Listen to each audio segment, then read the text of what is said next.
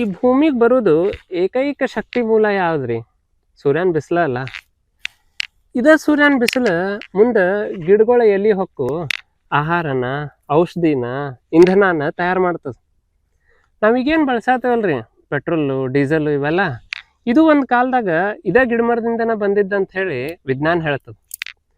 ಹಂಗಿದ್ರೆ ಈ ಬೆಳಿಗ್ಗೆ ಬಿಸಿಲ ತಾಕತ್ ಅನ್ನೋದಾದ್ರ ನಮ್ಮ ಕಡೆ ಇರು ಚಲೋ ಅಸ್ತ್ರ ಯಾವ್ದ್ರಿಪ್ಪ ಬಿಸಿಲು ಬಳಸ್ಕೊಳಕ? ಈ ಬೆಳಿದ ಎಲಿಗಳು ಅಥವಾ ಗಿಡದ ಎಲಿಗಳು ಅಲ್ಲ. 1 ಎಕರೆ ಹೊಲದ ಮೇಲೆ ಬೀಳುವಂಥ ಬಿಸಿಲನ್ನ ಚಲೋ ತಂಗೆ ಬಳಸ್ಕೋಬೇಕು ಅನ್ನೋದಾದ್ರೆ ಆ ಹೊಲದ ತುಂಬ ಮಣ್ಣು ಕಾಣ್ಲಾರ್ದಂಗೆ ಬೆಳಿನೋ ಇಲ್ಲ ಕಳೆನೋ ಇರಬೇಕು.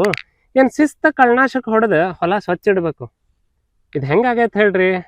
ಕಾಲಿಗೆ ನಟ್ಟು ಮುಳ್ಳನ್ನ ತೆಗ್ಯಾಕ ಇನ್ನೊಂದು ಸಣ್ಣ ಮುಳ್ಳು ಇಲ್ಲ ಸಣ್ಣ ಸೂಜಿ ಆಗಿದ್ರೆ ನಡೀತಿತ್ರಿಪ್ಪ. ನಾವೇನು ಮಾಡತ್ತೀವಿ, ಮಚ್ಚ ಹಿಡ್ಕೊಂಡು ಕಾಲ ತೆಗೆದ್ಬಿಡು ಅಂತಡಿ, ಕಾಲಿದ್ರನಲ್ಲ ಮುಳ್ಳು ನಡಾಕ ಅನ್ನೋಂಗಾಗೈತೆ.